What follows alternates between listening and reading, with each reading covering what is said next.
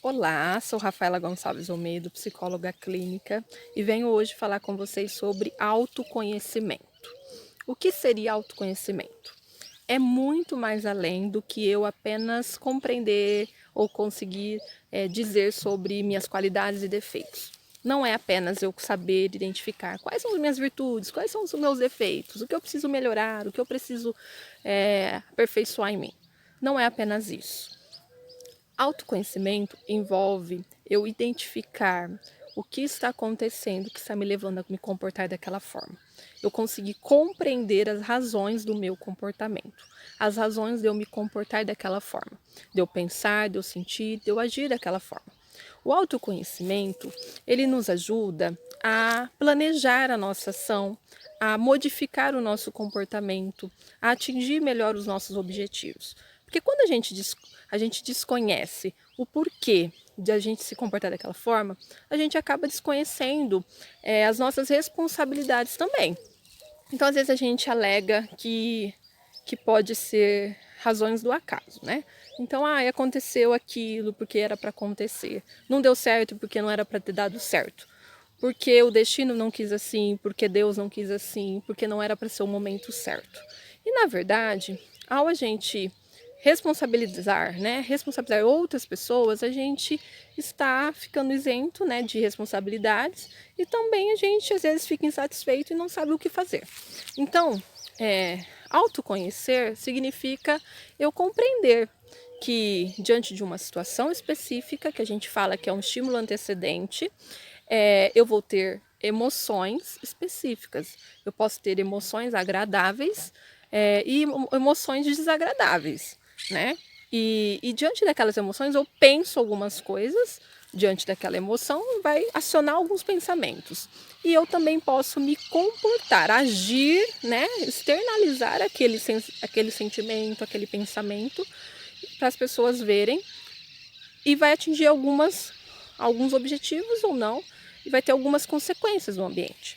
E essas consequências vão ser responsáveis por manter aquele meu padrão de comportamento ou não, né? Ou diminuir a chance do meu comportamento ocorrer.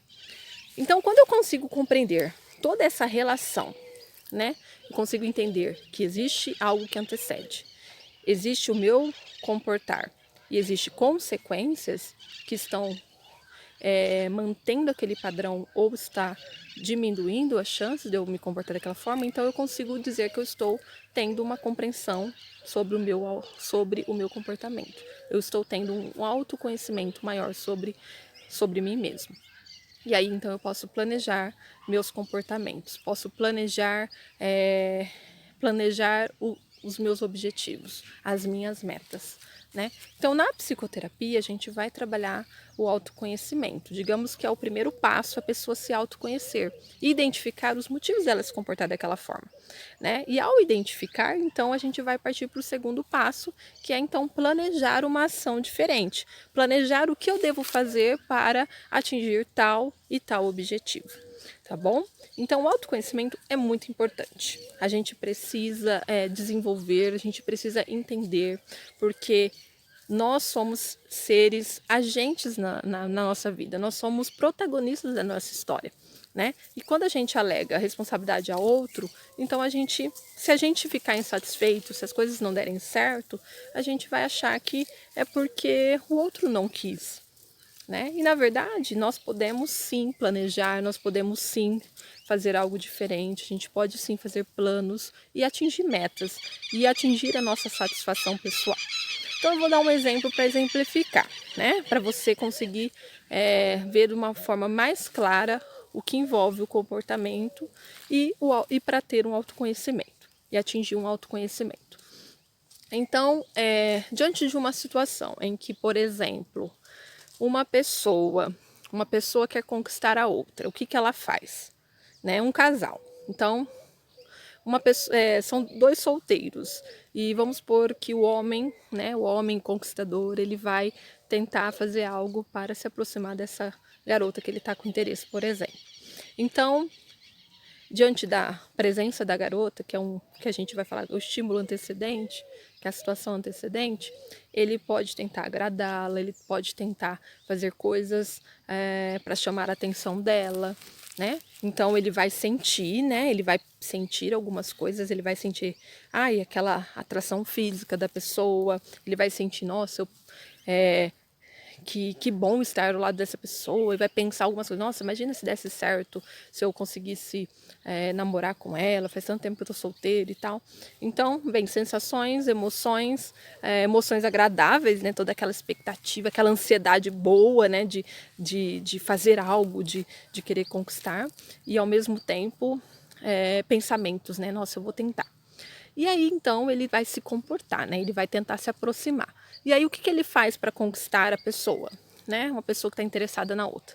Vai tentar agradar, vai pegar lá alguma coisa, uma bebida para outra, vai mostrar que, olha, eu estou te observando. Vai tentar pegar o contato dessa pessoa, vai tentar olhar, trocar olhares, né? Ver se a pessoa vai corresponder ou não.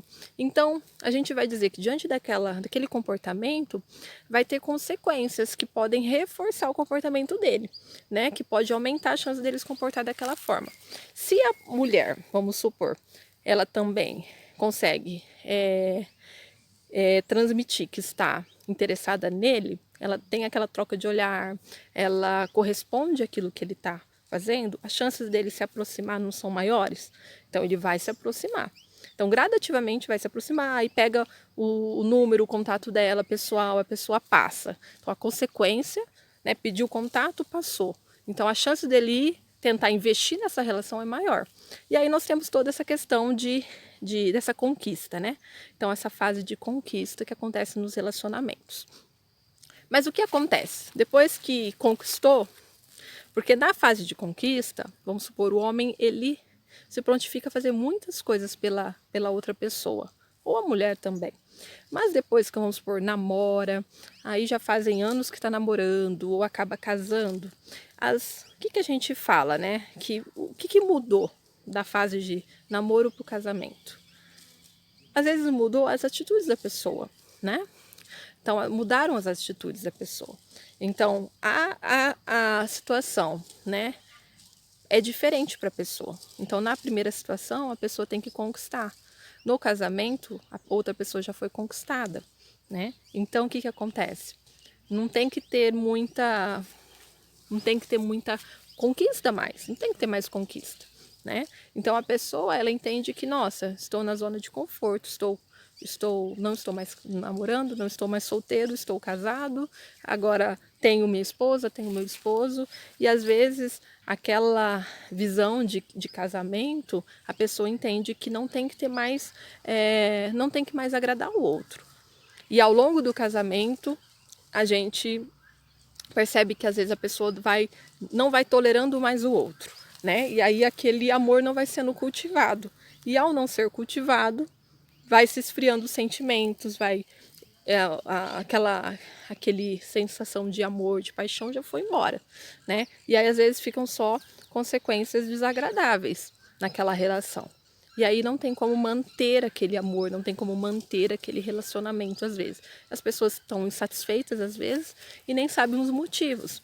Mas é por quê? Porque diante de uma situação, a pessoa ela foi se comportando. E ao se comportar, ela teve consequências que manteve aquele comportamento. Então, a mudança dessa questão de tempo foi, na verdade, não é que passou o tempo, o relacionamento durou tantos anos, né? Não é que passou todo aquele tempo e ao acaso as coisas mudaram, não. Foi gradativamente que foi mudando, as consequências foram mantendo aquele comportamento. A pessoa não tinha que mais conquistar o outro, então já conquistou e o namoro já trouxe a visão de que estou seguro na relação. Estou com a pessoa, e o casamento estou mais seguro ainda, porque estou casado. Então agora eu tenho um controle maior ainda sobre aquele relacionamento. Eu não preciso ir atrás dela, eu não preciso fazer nada para cultivar, eu não preciso mais tentar agradar. E ao não agradar, a outra pessoa é recíproca e acaba gerando aquela relação de aquele relacionamento que cai na rotina, por exemplo. Então, esse é um exemplo, né? Então, quando a pessoa vai tentar entender o porquê que aquele relacionamento chegou ao fim, então a gente vai tentar entender toda essa relação que teve ao longo do tempo. E ao entender essa relação, a gente vai entender os motivos da pessoa ter se comportado daquela forma. E às vezes ela não sabe os motivos. Ela não consegue entender o porquê. Ela só sabe conseguir falar sobre o resultado, onde chegou, e não entender o que aconteceu. Qual foi o ponto que mudou? Na verdade, às vezes não teve um ponto, teve várias situações que afetaram e foram agregando e mudando aquela relação, né? Então, assim, esse foi um exemplo, né? Mas temos muitos outros exemplos. Mas o que a gente precisa entender com a questão do autoconhecimento é que se eu quero modificar o meu comportamento, um primeiro ponto, o ponto de partida é o autoconhecimento. Eu preciso me entender, eu preciso me compreender. Ao invés de olhar para o outro, eu preciso olhar para mim mesmo. E ao olhar para mim mesmo, eu consigo identificar o porquê eu estou me comportando daquela forma. E se eu quero atingir objetivos diferentes, eu preciso compreender e começar então a planejar. E não achar que eu sou refém das consequências, do destino, das situações. Eu sou um agente ativo na minha vida. Então, procure se autoconhecer diariamente. O autoconhecimento vai levar você a consequências, a objetivos, a alcançar metas. Se você tem muita dificuldade em trilhar nesse caminho do autoconhecimento, procure uma psicoterapia, procure um atendimento terapêutico, que o profissional vai poder usar as ferramentas certas, específicas para te ajudar a se autoconhecer, ok? Então, hoje, esse é o tema, autoconhecimento. Você pode ir mais além e mais fundo e compreender a si mesmo.